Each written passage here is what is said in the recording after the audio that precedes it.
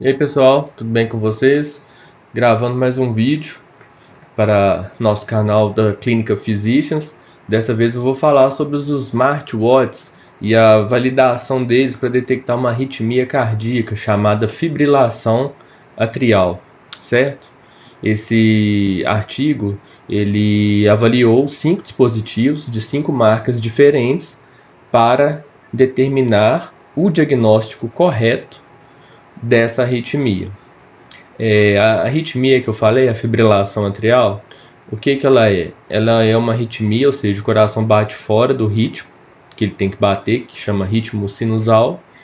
O coração tem 4 câmaras, são 2 átrios na parte de cima e na parte de baixo 2 ventrículos. O que acontece? Primeiro, a contração do coração, se ela estiver no ritmo compassado, que chama ritmo sinusal, a parte de cima dele, os átrios, vão contrair, colocando mais sangue nos ventrículos, os ventrículos a seguir vão contrair, que é a parte inferior do coração. Na fibrilação atrial, ao invés dele contrair, ele vai apenas ficar como se fosse tremendo. Então o sangue vai ficar retido, parte do sangue que vai chegar nos átrios, eles vão ficar retidos, com consequência formação de coágulos. E esses coágulos eles vão para a corrente sanguínea. E um desses destinos pode ser a circulação cerebral, provocando acidente vascular encefálico isquêmico, o famoso AVE-I, ou conhecido popularmente como derrame, certo? Daí a importância de detectar precocemente uma arritmia dessa, que às vezes pode ser assintomática. Geralmente ela provoca sintomas, como tontura, coração acelerado, a famosa palpitação, pode provocar também perda de consciência, desmaio, né, que a gente chama de síncope. Então, assim, essa arritmia ela é muito prevalente na população mais idosa. Como a população hoje está cada vez mais idosa, porque a qualidade de vida está melhorando, então essa frequência, né, incidência, ou seja, o número de casos novos dessa arritmia está aumentando na população mundial, certo? Então esse artigo vai avaliar isso. 5 dispositivos, né, 5 relógios inteligentes na detecção dessa arritmia que eu acabei de explicar. E a sensibilidade, que é a capacidade de um teste, de um exame, detectar aqueles que são realmente doentes, e a especificidade, que é a capacidade de um exame detectar aqueles que estão sadios, que não têm determinado problema, certo? No caso aí, a fibrilação atrial. Então, bora lá mostrar para vocês aqui o que esse artigo, qual foi a conclusão dele. Então, os dados que o artigo levanta é que em torno de 325 milhões de smartwatches estejam em uso em 2016. Em 2022, essa previsão era de 1,1 bilhão de dispositivos. Então, como a gente já está no ano de 2024, isso aí já está bem mais frequente, né? Esses dispositivos estão bem mais frequentes, o número é bem maior do que esse aqui que está mostrando em 2022. Então, o objetivo do estudo foi avaliar os smartwatches que tem a leitura de apenas uma derivação do eletrocardiograma, aprovados pelo FDA ou pela Comissão de Conformidade Europeia, a CE, certo?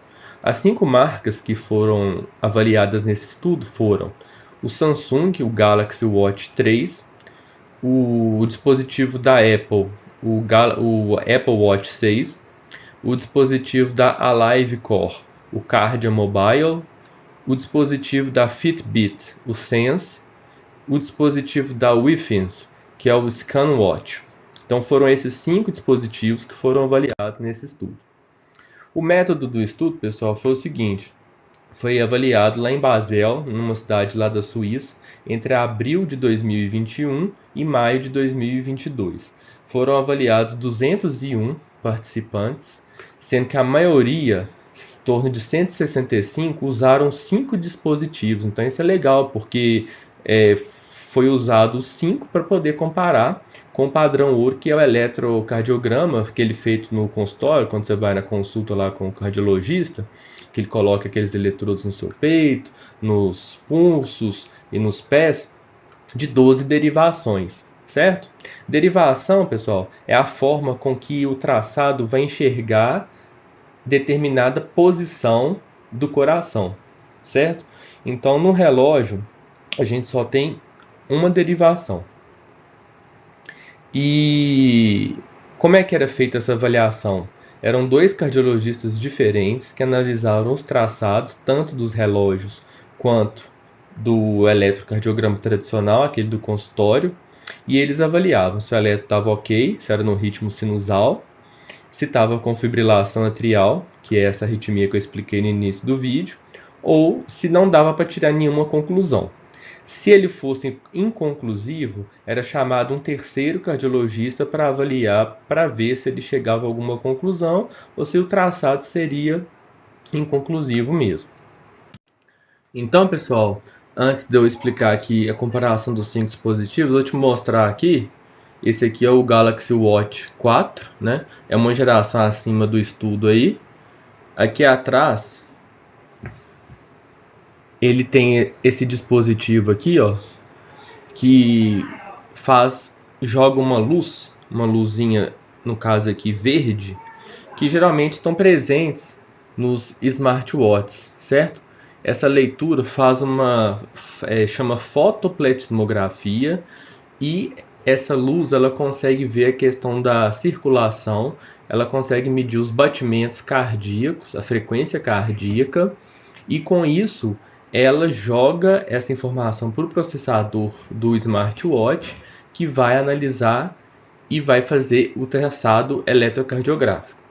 É possível também, no caso do Galaxy Watch, ele aferir a pressão. Você tem que calibrar antes com um aparelho tradicional, um manguito, né, um esfigmomanômetro.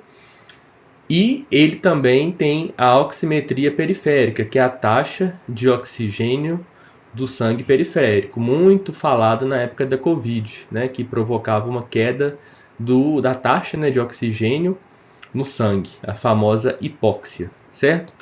Então, foram 5 dispositivos, vocês estão vendo aí na tela, o da Apple, da Samsung, da Withings, da Fitbit e o Alive Core. Coloquei minha ponteira aqui. Aí. Olha que legal, pessoal. Os que tiveram uma sensibilidade, uma especificidade maiores, praticamente a mesma, foram os 2 primeiros, da Apple e o da Samsung. Quer dizer o quê? Que eles são mais fidedignos comparado com o famoso eletrocardiograma. Quer dizer, eles aproximaram bastante no diagnóstico de fibrilação atrial correto de um eletro tradicional que tem no consultório do seu cardiologista. Então, em torno de 72 a 94% de sensibilidade para o da Apple e a mesma sensibilidade, 72 a 94% para o da Samsung. Já os outros 3 tiveram uma sensibilidade menor, certo? E o da Apple uma especificidade de 67 a 83%, e da Samsung 75%, variando de 66% a 82%. E o das outras marcas, essa da Withings próximo, o da Fitbit uma especificidade, até maior do que os outros 2, e o da Alive Core uma especificidade menor, certo? Então, no balanço geral de sensibilidade e especificidade, os que se mais aproximaram do padrão ouro, que é o eletrocardiograma, foram o da Apple e o da Samsung. Traçados inconclusivos, que são aqueles que os 3 cardiologistas avaliaram e não conseguiram fazer um diagnóstico do ritmo, né, cardíaco que estava presente no traçado. 18% na da Apple, 17% na Samsung, e nos outros uma taxa de inconclusivo maior, 24% no da Withings, 21% Fitbit e a Alive Core 26%, certo?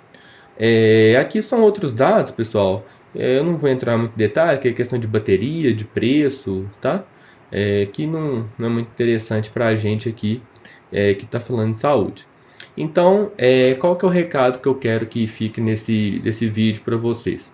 Se você vai usar um smartwatch porque você pratica atividade física e quer saber sincronizar o GPS para saber seu pace, né, para quem corre, para quem nada, quanto que está fazendo, quantos metros que está nadando por minuto, quem pratica bicicleta para ver quantos quilômetros, como é que estava a frequência cardíaca naquela subidona.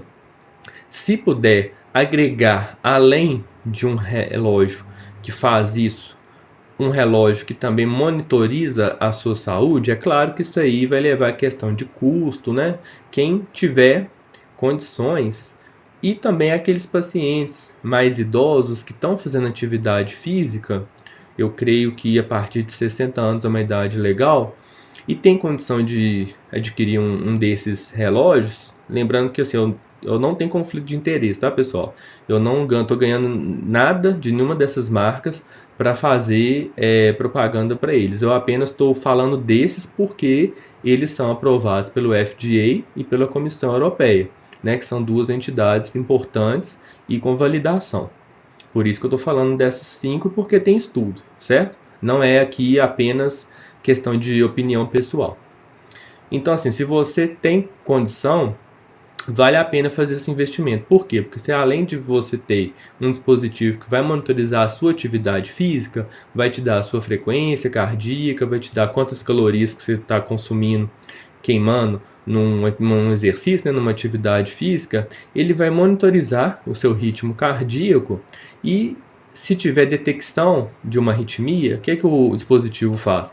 Ele vai te alertar, vai falar que foi detectado, você consegue mandar esse eletro para converter ele num arquivo PDF, pode mandar para o seu cardiologista e o cardiologista vai avaliar e deve te chamar para fazer uma consulta, para fazer uma avaliação mais adequada, porque isso não substitui a avaliação do especialista, né? Nem um eletro tradicional, mas serve para quê? Para fazer uma triagem bem adequada dos casos prováveis dessa arritmia, tá?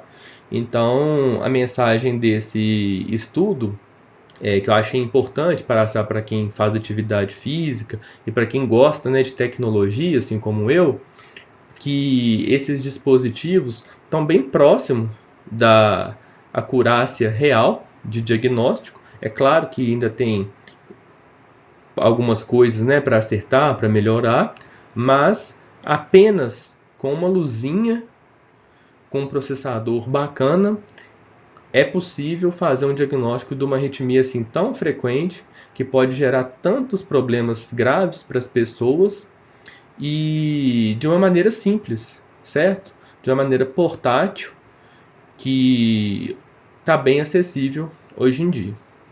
Tá bom, pessoal? Era isso que eu queria passar para vocês. Obrigado pela atenção. Um abraço e se inscrevam no nosso canal para aqueles que não são inscritos. Clique no like se esse vídeo te ajudou de alguma maneira e compartilhe, porque é importante para a plataforma do YouTube saber que a gente produz conteúdo de relevância e gratuito que ajuda na vida das pessoas, tá bom? Um abraço, fiquem com Deus.